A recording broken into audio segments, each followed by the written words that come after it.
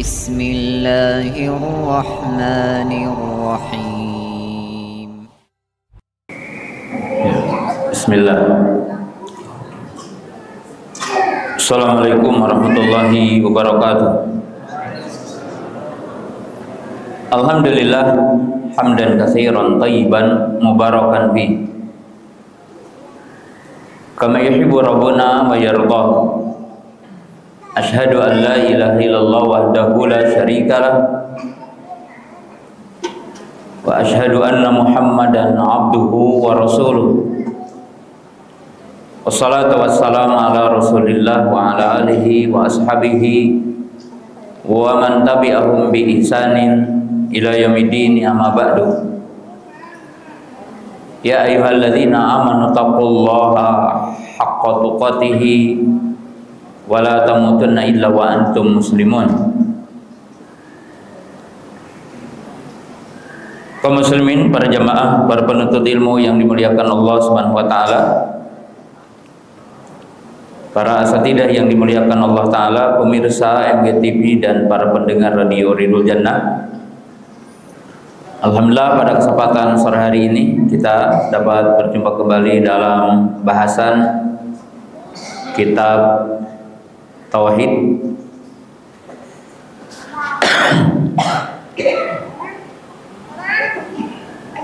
Kita telah memasuki beberapa poin penting dan masih dalam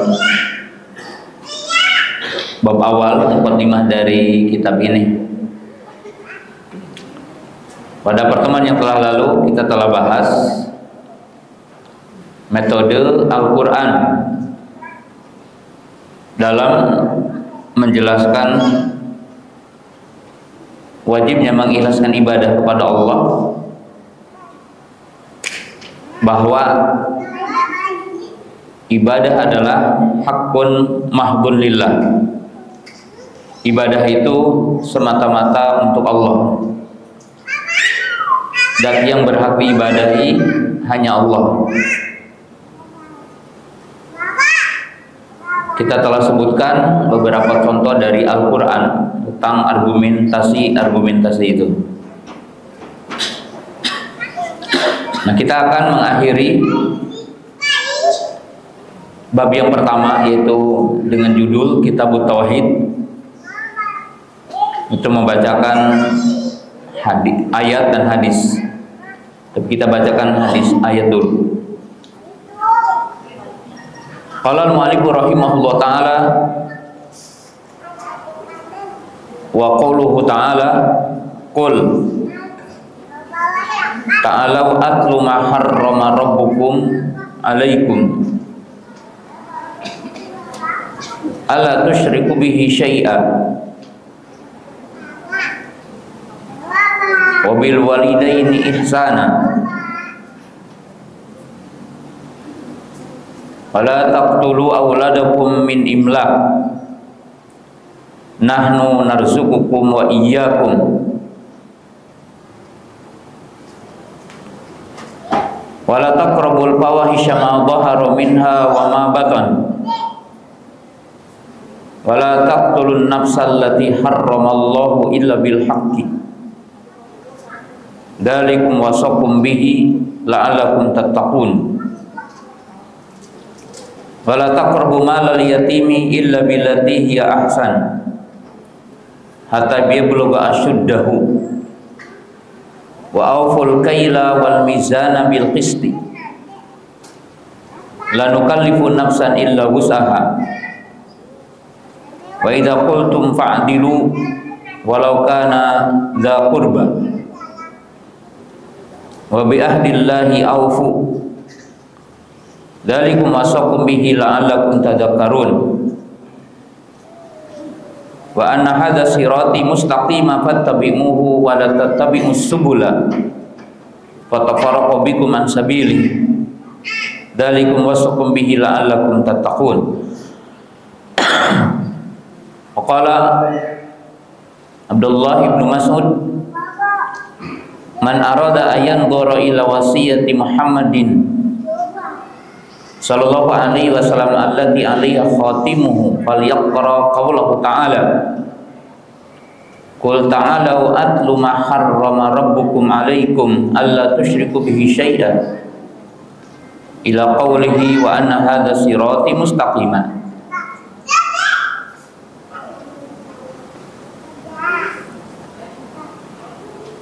Al-Mu'allif rahimahullahu ta'ala membawakan ayat tentang judul tauhid, yang mana kita katakan tauhid yang pada intinya adalah tauhid adalah ifradullah ta'ala bil ibadah. Tauhid adalah mengesahkan Allah dengan ibadah, atau ifradullah bi amalil ibad. Tauhid itu mengesahkan Allah dengan perbuatan hamba.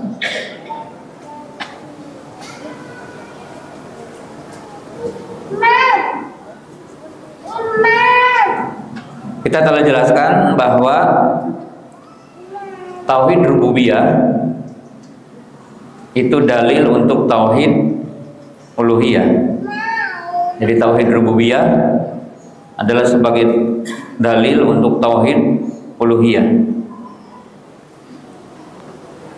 Dan tauhid asma dan sifat itu mengandung tauhid rububiyah dan mengandung tauhid uluhiyah. Tauhid rububiyah mustalzimun li tauhid uluhiyah. Tauhid rububiyah menuntut untuk tauhid uluhiyah. Kemudian kita akan jelaskan dengan ayat-ayat ini. Wa tauhidu ruknan. At-tauhidu ruknan. Tauhid itu ada dua rukun. Jadi at-tauhidu ruknan.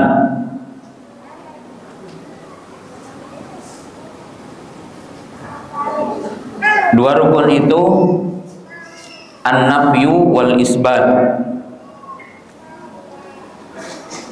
atau al-isbatu wan nafyi.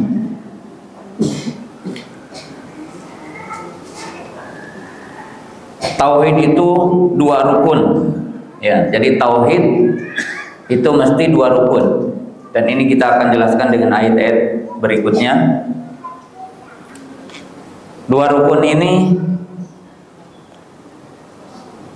dalam Quran atau dalam hadis itu disebutkan an-nafyu wal isbat. Jadi menafikan kemudian menetapkan. Jadi menafikan semua yang disembah selain Allah dan menetapkan Allah satu-satunya yang disembah. Dan itu dari kalimat tauhid, la ilaha illallah, la ma'budu bihaqqin illallah. Tapi terkadang dibalik, yaitu al-isbat wan nafi. Al-isbat wan nafi. Tetapi terkadang dibalik, yaitu menetapkan kemudian menafikan. Artinya an-nafyu wal isbat wan nafyu. Menafikan, menetapkan, menafikan. Contoh dalam Quran yang diawali menetapkan dan menafikan, seperti ayat-ayat walaqad ba'atsna fi kulli ummatin rasula ani budullaha wajtanibut tagut.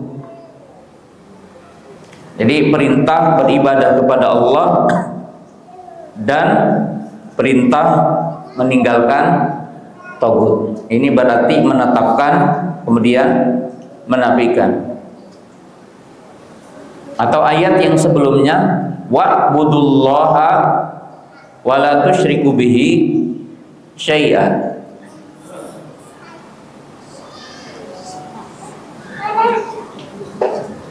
Jadi wa'budullaha wa la tusyriku bihi syai'a.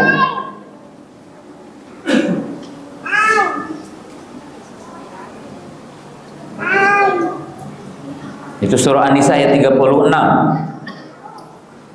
Contoh yang lain dalam Quran itu ayat-ayat yang disebutkan dalam surah Al-A'raf, yang surah Hud dan seterusnya, yaitu ucapan para nabi seperti Nabi Nuh, Nabi Syu'aib, Nabi Hud,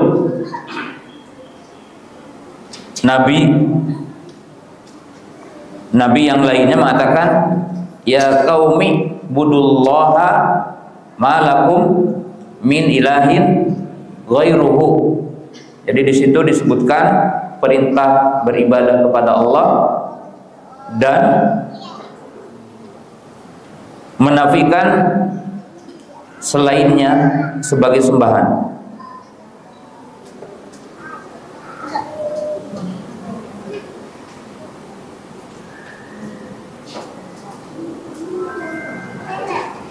Dan itu redaksi Quran. Jadi redaksi Quran ketika menetapkan tauhid itu selalu menyebutkan dua rukun.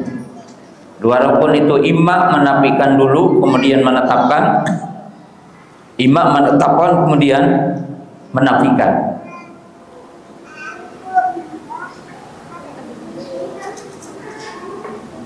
Terkadang ada ayat yang menetapkan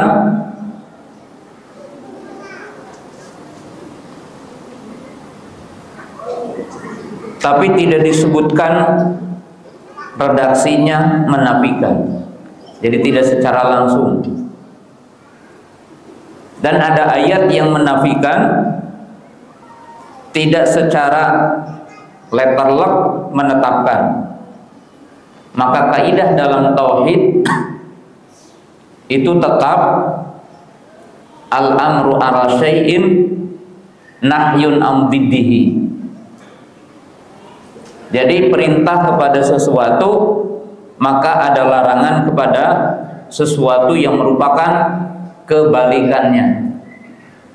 Jadi kalau diperintahkan sesuatu maka mesti ada larangan kebalikannya. Kalau dilarang sesuatu mesti juga ada perintah yang merupakan kebalikannya, dan itu dalam umumnya nas tauhid. Contoh, wa ma khalaqtul jinna wal insa illa liya'buduni, bi makna illa liyuwahhiduni. Aku tidak menciptakan jin dan manusia kecuali hanya beribadah kepadaku. Maka di situ amrun ma'an nahyin an diddihi. Jadi perintah berikut larangan dari kebalikannya. Sekarang ayat di sini Allah Ta'ala berfirman, itu di surah Al-An'am ini, qul ta'allaw atlu ma harrama rabbukum alaikum ala tusyriku bihi syai'an. Nanti isinya kita bahas. Katakan wahai Muhammad, ta'alau, ayo ke sini. Atlu, aku akan bacakan kepada siapa? Ya kepada kalian. Ma harrama rabbukum, apa yang diharamkan Rabb kalian, alaikum, kepada kalian, alla tusyriku bihi syai'a, agar kalian tidak menyekutukan Allah dengan sesuatu apapun. Jadi larangan syirik mengandung perintah tauhid. Ini kaidah. Jadi al-amru 'ala syai'in nahyun an diddihi. Jadi perintah kepada sesuatu mengandung larangan kepada sesuatu yang merupakan lawannya. Jadi merupakan lawannya. Dan itu kaidah di dalam Al-Quran. Artinya kalau kita menelaah Quran, setiap perintah untuk mentauhidkan Allah maka mengandung larangan menyekutukan Allah. Setiap larangan menyekutukan Allah maka berarti mengandung perintah untuk mentauhidkan Allah. Itu kaidah yang harus kita pahami di dalam Quran. Karena tauhid itu ruknan, karena tauhid itu dua rukun, yaitu rukun pertama imam menafikan dulu kemudian menetapkan, atau menetapkan kemudian menafikan.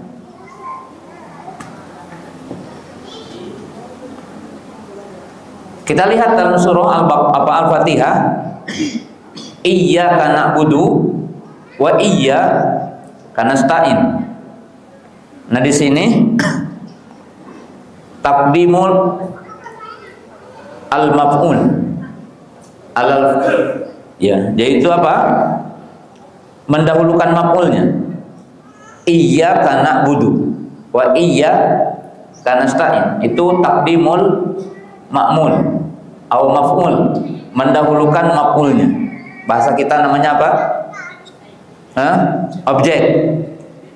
Nah, di situ mengandung makna lil ikhtisas, yaitu untuk menghususkan. Jadi untuk apa? Menghususkan. Jadi hanya Allah tempat kita beribadah atau kita menghadapkan ibadah, hanya Allah tempat kita apa? Meminta. Maka di sini mengandung amr ma'an nahi, yaitu perintah dengan larangan. Jadi mengandung perintah dengan larangan. Nah, ini kaidah. Jadi kalau kita belajar agama, pegang dulu kaidahnya. Kita akan paham setelahnya yang lainnya. Kemudian sekarang kita masuk ke ayat ini. Ayat ini dibawakan oleh muallif rahimahullahu ta'ala tentang judul tauhid. Jadi tentang judul tauhid. Jadi tentang judul tauhid, yaitu Kitabut Tauhid, yaitu yang disebut dengan Al-Wasaya Al-Ashru, ayat yang menyebutkan 10 wasiat. Jadi Allah Subhanahu wa taala menyebutkan di sini 10 wasiat. Dan 10 wasiat ini dipertegas dan dirinci oleh Allah Ta'ala dalam surah Al-Isra ayat 23 sampai ayat 29. Jadi nanti di rumah lihat ya, bahwa 10 wasiat yang disebutkan di dalam surah Al-An'am ayat 151 sampai 153 itu dirinci oleh Allah Subhanahu wa taala di dalam surah Al-Isra ayat 23 sampai ayat 29. Jadi ayat 23 sampai ayat 29.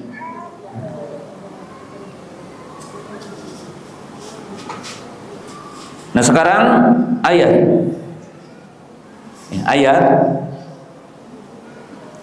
disebutkan tadi, qul ta'alau atlu ma harrama rabbukum alaikum. Munasabat artinya relevansi.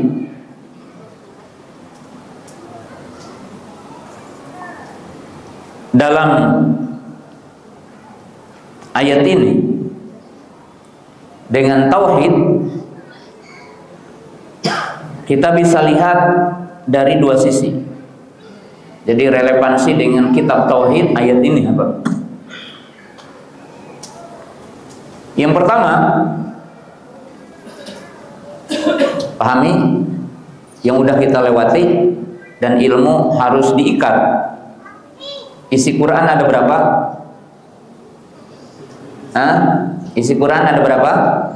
Ada 3. Khobar, awamir wa nawahi, al-wa'du wal wa'id. Jadi isi Quran itu ada 3. Pertama, berita. Kita katakan berita yang paling pokok dari berita Al-Quran, berita tentang Allah. Dan ini paling sulit karena banyak orang-orang yang tidak mampu menerima Quran dan hadis. Seperti Allah menyebutkan istiwa di atas aras, bingung. Kalau Allah istiwa berarti Allah butuh tempat. Kalau Allah butuh tempat berarti Allah itu jisim.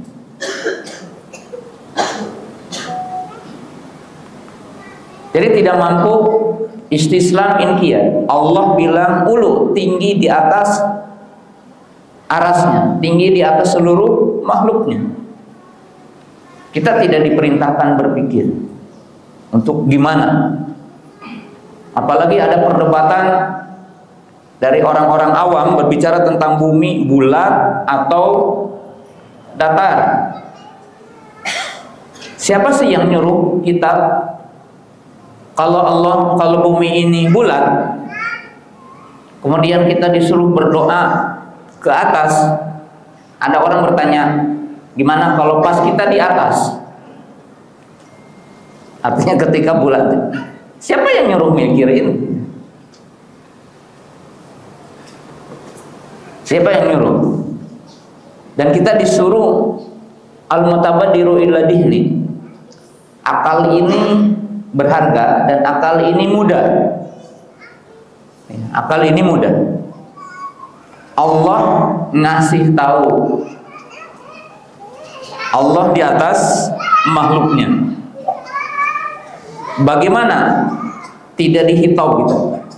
Tidak diperintah untuk memikirkan bagaimana Allah. Yang Allah perintahkan kepada kita, kalau ada berita dari Allah, kita disuruh menerima. Istislam inqiyad. Jadi menerima, tunduk dan patuh. Kullu man kana 'alaiha fan wa yabqa wajhu rabbika. Allah menetapkan sifat wajah dalam Al-Quran. Bal yadahu mabsutatan. Ya. Yadullahi fawqal jamaah. Allah tidak memerintahkan kita untuk berpikir dan mencari-cari alasan bagaimana wajah Allah. Allah mengatakan laisa kamitslihi syai'un. Tidak ada yang serupa dengan Allah. Jadi tidak ada yang semisal Allah. Laisa kamitslihi syai'. Dan Allah memberikan kemudahan untuk kita berpikir. Nabi SAW menganjurkan kita berdoa mengangkat tangan sampai di istisqa seperti ini. Semuanya gampang. Dan itu khobar. Khobar tentang Allah, namanya, sifatnya. Sampai ahlul kalam dengan berbagai jenis ahlul kalam bingung menetapkan sifat Allah. Hayat, as-sam'u, wal basaru, wal ilmu, wal kalamu, wal iradatu, wal qudrah. Orang bingung. Allah mendengar, Allah melihat. Ada sebagian kelompok kalau Allah melihat berarti ada sesuatu yang baru. Kalau Allah mendengar berarti ada sesuatu yang baru bagi Allah. Bingung. Allah disifati mendengar, atau Allah disifati melihat. Bingung. Kenapa? Apakah yang dimaksud sifat ini ajali saja, bahwa Allah Ta'ala hari ini tidak melihat? Bingung. Tapi ahli sunnah wal jamaah, kaum salafus saleh, diperintahkan tunduk mendengar berita dari Allah. Allah mengulang-ulang dalam ayat As-Sami'u Al-Alimu, Sami'un Alimun. Allah mendengar, Allah melihat. Gimana Allah mendengar melihat? Allah mengatakan laisa kamitslihi syai'un. Dan ini mudah agama ini. Quran masih berita.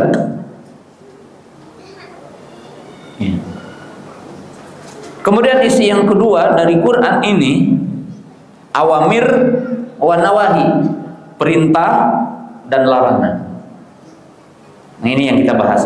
Ketiga apa? Al-wa'du wal wa'id, yaitu beri, isinya kabar gembira dan kabar apa? Ancaman. Nah,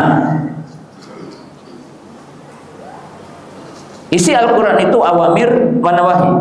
Isi Quran itu perintah dan larangan. Perintah dan larangan ini di dalam Quran itu terkadang disebutkan al-wasiyah. Di dalam Quran isi perintah dan larangan itu berupa wasiat. Kalau antum lihat dalam Quran, apa sih itu wasiat? Wasiat adalah keinginan seseorang kepada orang lain untuk melakukan kebaikan atau meninggalkan keburukan. Itu wasiat dalam makna umum. Jadi wasiat dalam Quran memiliki makna yang sederhana, yaitu keinginan seseorang untuk orang lain melakukan sesuatu yang baik atau meninggalkan yang buruk. Itu wasiat.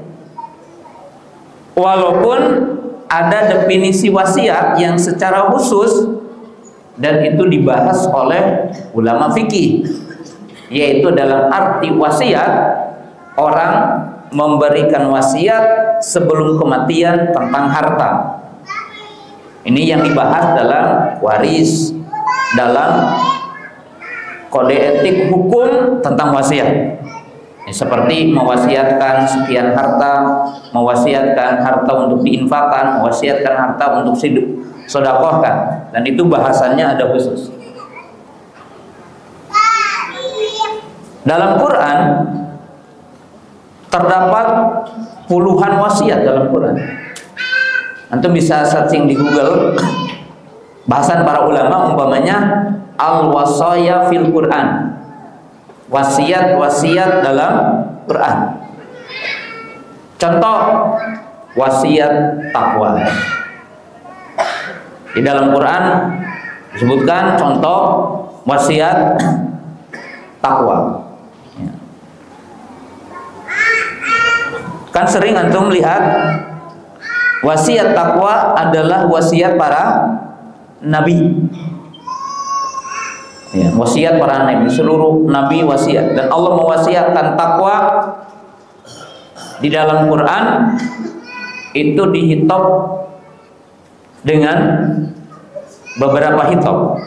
Ya, wasiat takwa ini, ya ayyuhalladzina amanu taqullaha haqqa tuqatih, ya ayyuhan nasu taqu rabbakum, itu wasiat takwa dalam Al-Quran. Wasiat menjaga sholat 5 waktu, wasiat berjihad, wasiat-wasiat yang banyak. Dan di antara wasiat Allah dalam Quran dikenal oleh kita dengan al-wasaya al-asyru, yaitu 10 wasiat. 10 wasiat yang sedang kita bahas ini. Nah, kita lihat ayatnya, 10 wasiat.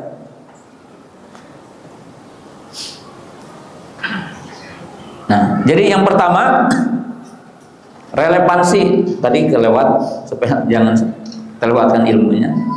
Ayat ini relevansi dengan kitab tauhid, yaitu nilai bahwa Quran dibagi 3, perintah dan larangan. Kemudian perintah yang paling banyak dalam Quran adalah perintah apa? Tauhid. Larangan yang paling banyak dalam Quran adalah larangan menyekutukan Allah. Kemudian yang kedua dalam ayat ini, bahwa Allah Ta'ala menempatkan wasiat tauhid dalam nomor pertama dan utama. Jadi wasiat yang 10 itu diawali wasiat untuk mentauhidkan Allah, wasiat untuk tidak menyekutukan Allah. Maka ini menunjukkan urgensi, artinya ahamiyahnya, urgensi. Nah sekarang kita bacakan ayat, dan saya tidak akan merinci ini karena ini di tempat lain aja nanti. Kita ambil tauhidnya saja. Nah di sini kita baca, Qul ta'alau atlu ma harrama rabbukum. Pertanyaan, kenapa tidak dikatakan Qul ta'alau atlu ma harramallahu alaikum?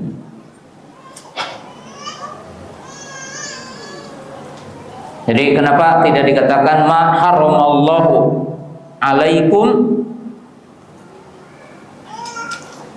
Kenapa tidak dikatakan katakan wahai Muhammad, kemarilah mendekat kepadaku, aku akan membacakan ma harramallahu, yang diharamkan Allah alaikum. Jadi kenapa redaksinya tidak harramallah, tapi di sini dikatakan ma harrama rabbukum? Apa jawabannya? Kenapa tadi dikatakan ma harramallahu, tapi dikatakan ma harrama rabbukum?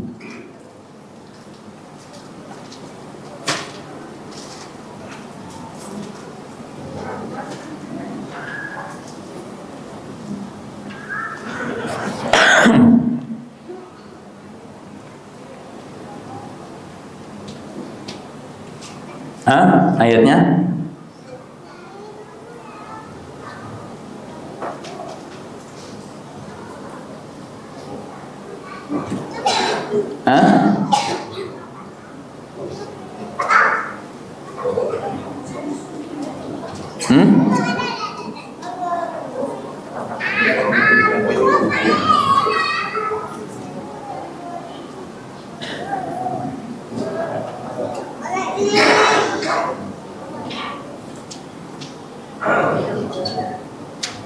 Pak, jawabannya?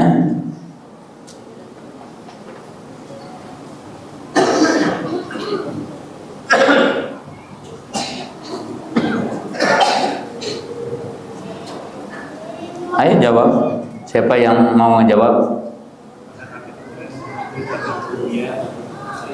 Iya. Ayatnya wa may yu'minu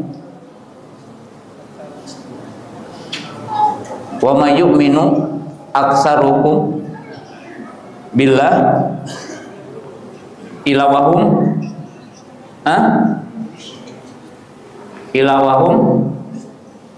musyrikun. Nanti kita jelaskan, bagus. Wa may yu'minu billah wa may yu'minu aksaruhum billah ilawahum musyrikun. Nah kita bahas dulu ya biar lebih enak semuanya. Qul ta'alau atlu ma harrama rabbukum. Siapa yang diperintah? Nabi. Yang diperintah siapa? Nabi. Nabi menghadapi kaum siapa? Kaum yang dihadapi dengan ayat ini siapa? Hah? Ubadul awthan, ubadus sonam, ubadul awthan. Nah, supaya connect ayat yang lain. Qul ya ahlal kitabi ta'alu ila kalimatin sawain bainana wa bainakum alla na'budu illallah. Jadi rahasia dalam ayat ini, pertama, qul ta'alu atlu ma harrama rabbukum. Pertama, karena yang diajak bicara ketika turun ayat ini adalah penyembah apa? Awsan, penyembah asnam. Yang disembah apa saja? Patung-patung, kuburan, kemudian apa? Contohnya pohon. Lata, siapa Lata? Lata kuburan, tapi rojulun soleh. Jadi awalnya rojulun soleh, ya lutu sawikon. Ya. Kemudian Uzza batu pohon. Kemudian mana? Batu ya. Perhatikan di sini. Yang dihitop ketika turun ayat ini diajak siapa? Penyembah berhala. Yang berhala itu disebutkan dalam bentuk-bentuknya, ada yang menyembah kuburan, ada yang menyembah batu, ada yang menyembah pohon. Bahkan orang-orang jahiliyah itu punya pohon namanya apa? Datu Anwat. Ada pohon namanya Datu Anwat, yu'allikuna aslihatahum. Mereka suka menggantungkan apa? Pedang-pedang mereka. Perhatikan di sini. Tapi orang-orang jahiliyah yang menyembah kuburan, menyembah pohon, menyembah batu, meyakini siapa? Meyakini adanya Allah. Meyakini yang mencipta siapa? Allah. Meyakini yang memberi rezeki adalah Allah. Meyakini yang mengatur bumi dan langit adalah Allah. Dengan ayat-ayat wala in sa'altahum man khalaqas samawati wal ard la yaquluna Allah. Itu ayat. Maka di sini kembali hitopnya itu bahwa orang-orang musyrik Quraisy meyakini adanya Allah, tapi bukan berarti mentauhidkan Allah. Mengikrar, jadi ikrar dengan lisannya bahwa yang menciptakan bumi siapa? Allah. Yang menurunkan hujan siapa? Allah. Maka Allah Subhanahu wa taala berfirman dalam ayat yang tadi, itu surah Yusuf ayat 106 ketika menyebutkan orang-orang kufar Quraisy sebelumnya, wa ma yu'minu aktsaruhum billah illa wa hum musyrikun. Dan tidaklah kebanyakan mereka yang beriman kepada Allah kecuali mereka musyrik. Maksudnya apa?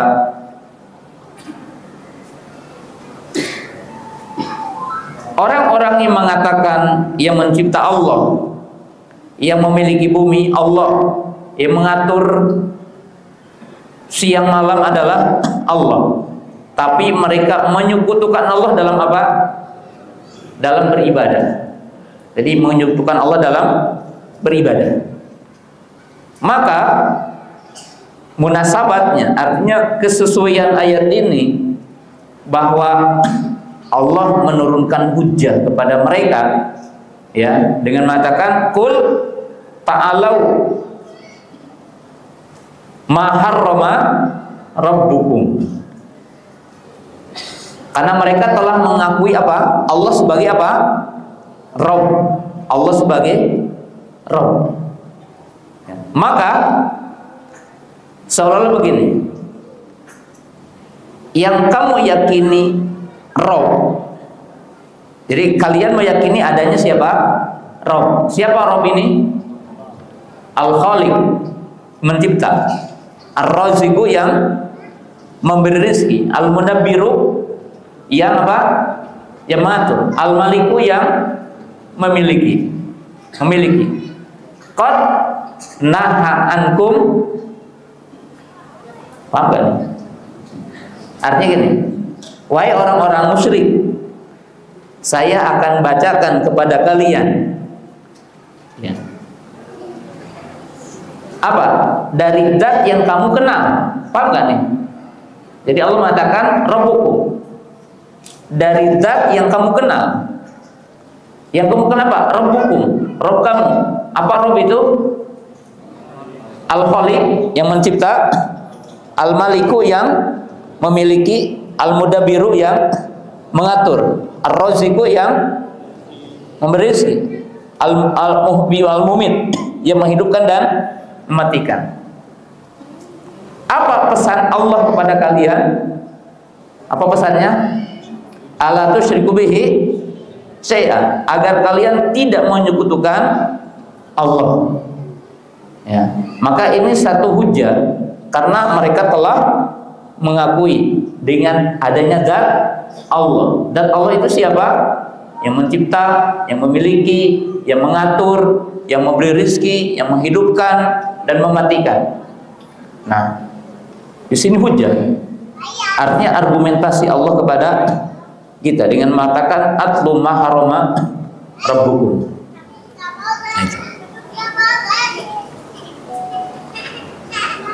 Kemudian disebutkanlah setelahnya, di sini lihat, wabil walidaini ihsana.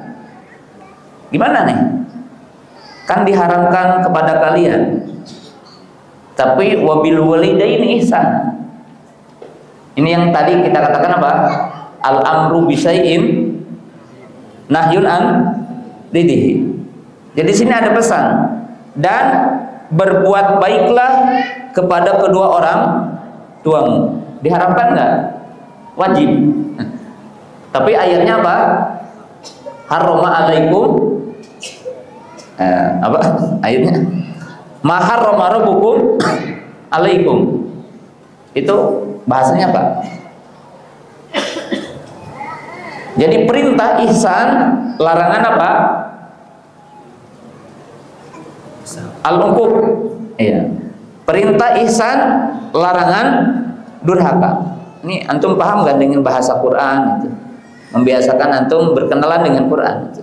Jadi kalau ada perintah kepada sesuatu dan di situ ada perintah meninggalkan lawannya.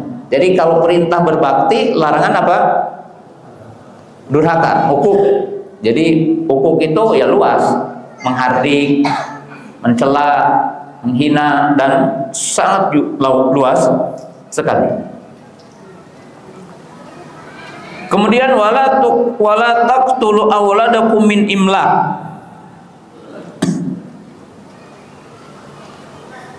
Sini kita tanya, kalau membunuh anak tanpa takut miskin boleh nggak? Hah?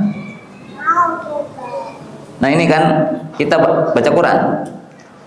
Wala taqtulu auladakum min imlakin nahnu narzuqukum wa iyyahum. Di sini ada 3. Dan janganlah kalian membunuh anak-anak kalian min imlak. Karena apa? Terjemahkan aja yang mudah, takut miskin. Kami yang memberi rezeki kepada kamu dan kepada mereka. Pertanyaan, kenapa Allah menyebutkan min imlak? Apa kalau membunuhnya tanpa takut miskin boleh? Hah? Jadi kalau membunuh tanpa takut miskin boleh? Hah? Ya jelas, ya tidak boleh tetap. Tapi kenapa disebutkan min imlak?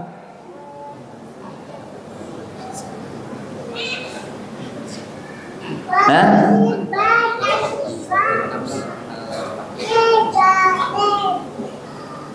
nah, di sini gimana nih? Hah? Nah, itu ya. Jadi kita lihat ya, karena ini kita terbiasa mendalami Quran. Pertama, makhrajul ghalib. Apa itu makhrajul ghalib? Menyebutkan sesuatu yang sifatnya umum, tapi bukan hanya itu. Jadi keumuman orang membunuh anak karena takut miskin, tapi bukan satu-satunya apa? Alasan. Tetapi disebutkan karena golibnya umum di masa itu. Satu. Kedua apa?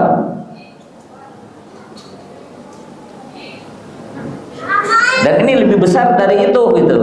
Keduanya apa? Hah?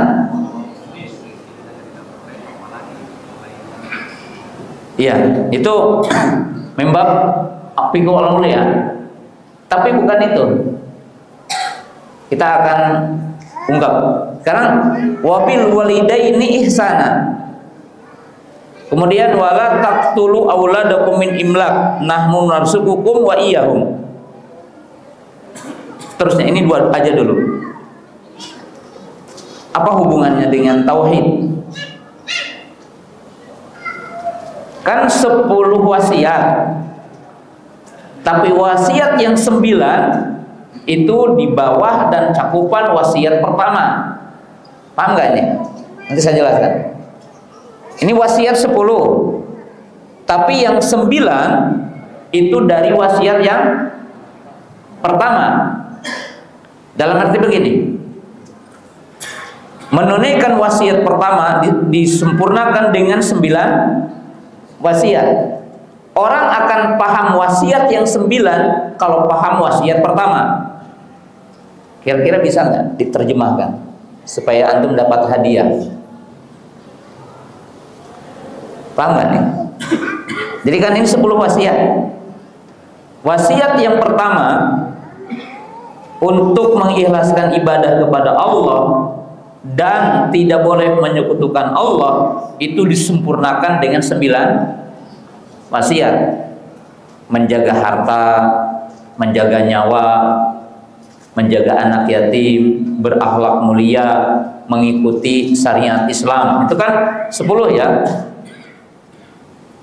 Dan itu dalam arti yang kita akan bahas setelahnya, yaitu man haqqaqat tauhidan.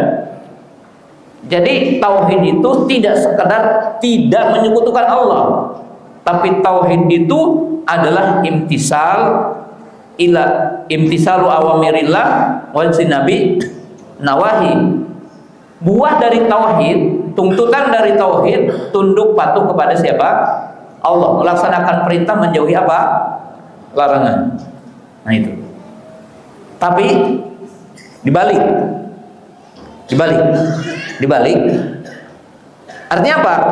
Orang akan bisa menunaikan wasiat yang 9 kalau paham yang pertama.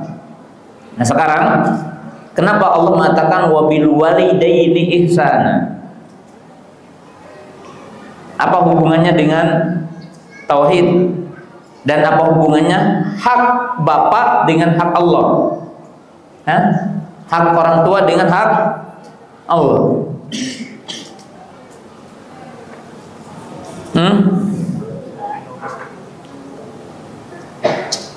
Gini atulah. Kan udah kemarin ya.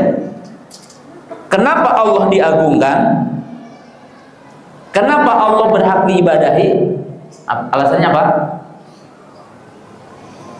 Karena Allah disifati dengan sifat rububiyah dan Allah disifati dengan sifat yang sempurna. Maka Allah zat satu-satunya yang berhak disembah. Sekarang balik. Kenapa kita ihsan kepada orang tua? Ya. Karena makhluk di alam semesta ini yang mendekati sifat Allah. Yaitu apa? Hah? Dalam arti piri ayatin nas. Jadi Allah mengatur manusia, orang tua mengatur apa? Anaknya, dari melahirkan, menyusui, ngasih makan, antum malam kencing, diantar ke toilet. Itu kan sesulit-sulit kehidupan. Maka sebagaimana kalian itu ibadah kepada Allah karena tahu kamu bahwa Allah memberikan sesuatu kepada kamu, maka kamu juga harus berbuat ihsan kepada orang tuamu sebagaimana dia telah memberikan ihsan kepada kamu. Kan itu. Nah, itu gampang. Sekarang kedua, sisi akidahnya di sini kan disebutkan wala taqtulu auladakum min imlakin nahnu narzuqukum wa iyyahum. Manusia punya gundah ketika punya anak. Apa gundah manusia ketika punya anak? Orang mukmin ada gundah ketika punya anak. Apa? Ada gundah fitrah manusiawi. Gundah tidak bisa ngasih makan, bener gak? Tuh kalau anaknya 2, 3 gitu kan.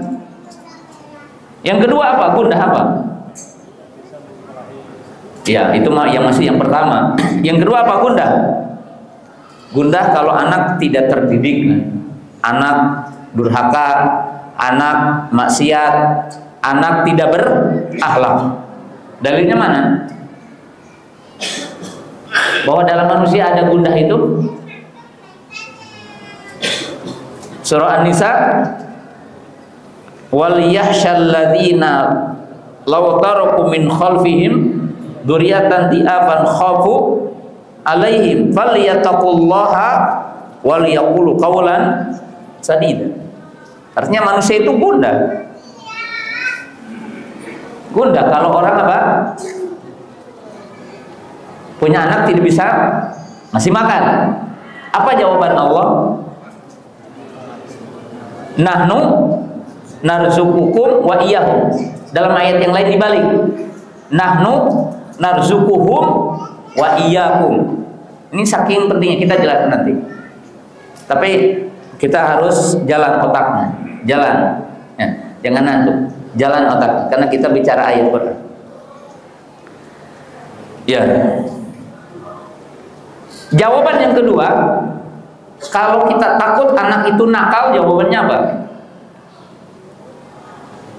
Antum merasa takut ya? Dan takut ini syar'i, dianjurkan kita takut. Anak nakal, anak tidak sholat, anak tidak puasa, anak narkoba, anak minum khamar, anak berzina, semuanya. Apa pesan Allah? Jawabannya apa? Kun solihan li abnai. Jadilah kamu soleh untuk anakmu. Jadi jawabannya tidak sekedar menyekolahkan, tidak hanya membesantrenkan anak agar anak itu soleh, tapi ada pesan dalam Quran surah An-Nisa ayat berapa tadi? Wal yahsyal ladzina law taraku min khalfihim, ayat berapa? 9 atau berapa itu? Kemudian surah Al-Kahfi, wa kana abuhuma salihan. Jadi Allah menceritakan ada 2 anak yatim yang punya warisan emas. Lalu Allah Ta'ala menjaganya sehingga emasnya itu ada di satu tembok gitu ya. Kemudian Allah Ta'ala menjaganya sampai kedua anak itu apa? Dewasa. Kenapa katanya? Wa kana abuhuma sholih. Karena bapak kedua anak yatim itu bapaknya apa? Saleh. Maka Sa'id Ibnu Musayyab mengatakan, aku katanya azidu sholati li ajri ibni. Aku menambah sholatku karena anakku. Dalam riwayat yang lain, kaum salafus saleh mengatakan, kalau aku malas, ya, kalau aku malas, untuk melaksanakan sholat malam, malah sholat qabliyah ba'diyah, maka aku teringat untuk anakku. Dan ini kaum salafus saleh. Tapi bukan itu yang paling pokok. Nah, sekarang kita kembali lagi. Hubungan dengan tauhid. Wala taqtulu auladakum min imlakin. Nahnu narzuqukum wa iyyahum. Di ayat yang lain dibalik, nahnu narzuquhum wa iyyahum. Nah, membunuh anak dalam sejarah, satu, membunuh anak karena takut jadi saingan. Siapa? Firaun laknatullah. Yang kedua, membunuh anak perempuan secara khusus. Kenapa? Merasa aib. Itu alasan yang keberapa? Kedua. Alasan yang ketiga apa? Yang ini, yaitu apa? Takut tidak bisa memberi makan. Nah, maka Allah Subhanahu wa taala mengaitkan larangan dengan menetapkan keyakinan. Jadi menetapkan apa? Keyakinan. Supaya tidak ada khasyah, tidak ada khauf dalam diri manusia tentang rizki, maka apa keyakinan kita? Bahwa Allah yang memberi rizki dan bukan kita yang memberi rizki. Dalam arti apa? Allah ngasih tahu. Ngasih tahunya dua di sini. Apa ngasih tahu dua?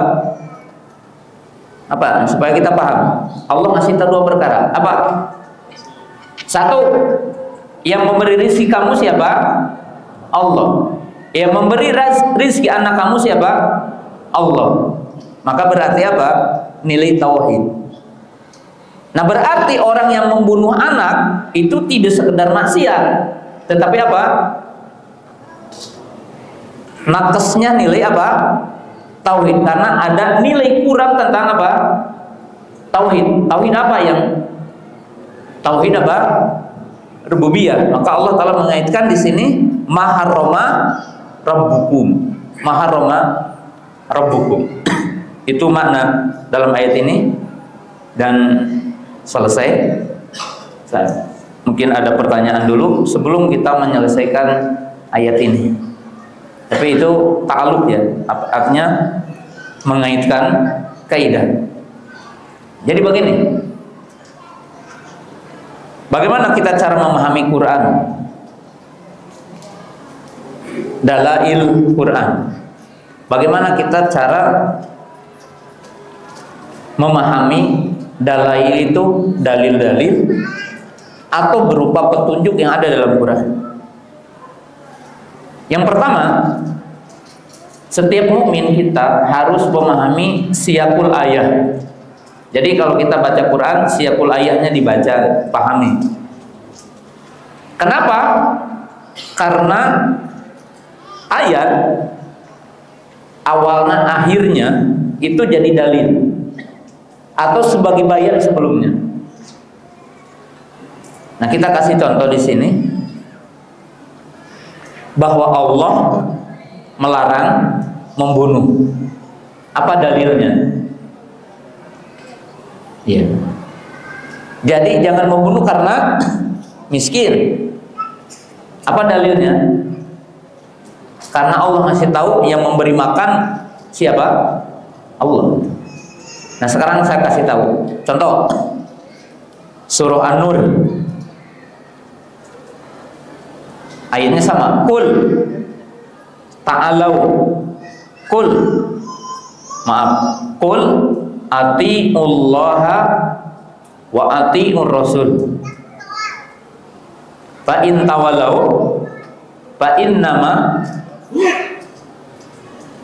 alaika mahumila apaan fa innama alaihi mahumila wa alaikum mahumiltum wa in tuti'uhu tahtadu wa ma'alar rasulu ila al-balagu al-mubin. Perhatikan di sini.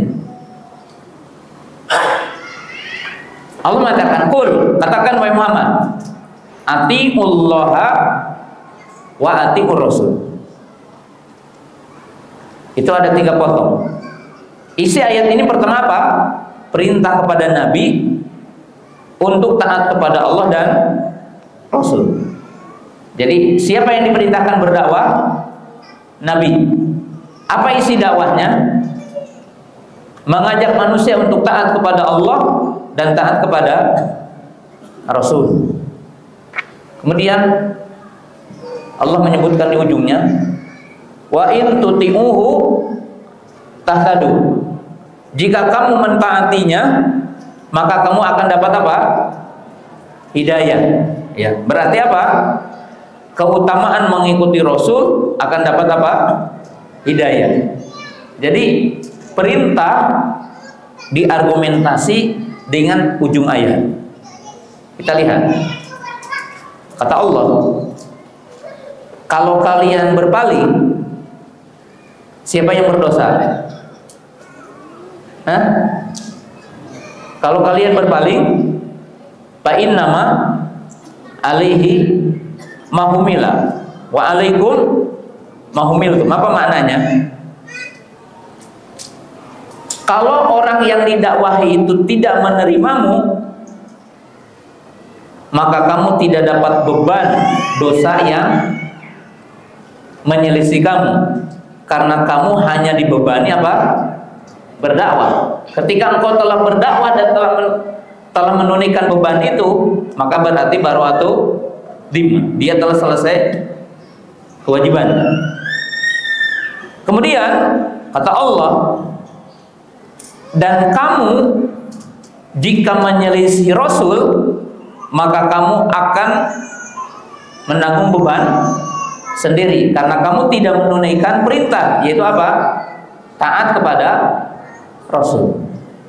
Kemudian disebutkanlah ujung ayat, wa ma'alar rasul wa ma'alar rasuli ilal balagul mubin. Penjelasan apa? Fa in tawallau, nah, fa inna ma alaihi mahumila. Jadi Rasul itu bertugas menyampaikan. Kalau yang didakwahi tidak menerima, maka tidak jadi beban dan tidak jadi dosa bagi apa? Rasul. Artinya Quran itu ujungnya, awal akhir itu terkadang menafsirkan satu dengan yang lain. Maka setiap mukmin, antum thalabul ilmi, mencermati kalimat dengan sempurna. Kedua, sebagai penutup, Quran satu ayat dijelaskan dengan ayat yang lain. Jadi satu ayat dijelaskan dengan ayat yang lain. Maka dipastikan begini, kita tidak bisa memahami Quran kecuali melalui orang yang telah hafal isi Al-Quran dan telah tahu makna isi Al-Quran. Jadi ketika kita akan memahami Quran, apa orang yang membaca Quran bisa tahu ayat ini hubungannya dengan ayat ini? Apa setiap orang yang membaca Quran tahu ayat ini ditafsirkan dengan ayat yang lain? Maka para sahabat, para tabi'in, para mujtahid dari kalangan sahabat, para mujtahid dari kalangan tabi'in dan tabi'ut tabi'in, dan para ulama sampai hari ini, melalui mereka kita akan paham isi Quran. Ya, satu contoh yang kita sedang pelajari, surah Al-An'am yang menyebutkan 10 wasiat, itu dirinci oleh Allah Ta'ala satuannya dalam surah apa? Al-Isra ayat 23 sampai ayat 29 maknanya. Maknanya. Contoh yang sederhana, Surah Al-Fatihah ayat 4, ihdinas siratal mustaqim. Ayat kelimanya apa? Siratal ladzina an'amta alaihim ghairil maghdubi alaihim waladhdallin. Ditafsirkan dengan surah apa? An-Nisa ayat berapa? Wa may yuti'illaha war rasula fa ulaika ma'al ladzina an'amallahu minan nabiyyina wasiddiqina wasyuhada wassolihin. Surah apa? An-Nisa ayat berapa? Ayat 60. 60 berapa? 64, 60 berapa? Ayat berapa saudari? 69. Jadi ayat 59-nya ya ayyuhalladzina amanu atiiullaha wa atiiur rasul wa uli amri minkum. Ayat 69-nya wa may yuti'illaha war rasula fa ulaika ma'al ladzina an'amallahu minas siddiqin. Jadi artinya gini. Tadi kan siratal ladzina an'amta alaihim, jalan yang telah ditempuh oleh orang-orang yang diberi nikmat. Siapa orang yang diberi nikmat? Siapa? Al-anbiya was-siddiqun wasyuhada wasolihun. Kemudian para ulama mencari tahu, kalau nabi jelas 25 nabi. Kalau syuhada, kalau sodikun, syuhada, solihun. Para ulama menafsirkan as-siddiqun Abu Bakar, mimbabil misal. Asyuhada Umar, wasolihun Utsman. Nah, itu tafsir mimbabil misal, tafsir dalam arti misal. Nah, sekarang terakhir, ghairil maghdubi alaihim waladhdallin. Diartikan apa? Al-maghdub siapa? Yahudi. Ad-dallun Nasara. Kira-kira tafsir ayat yang lainnya apa?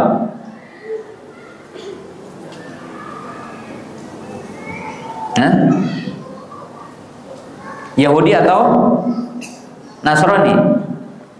Kalau untuk Yahudi, contohnya apa?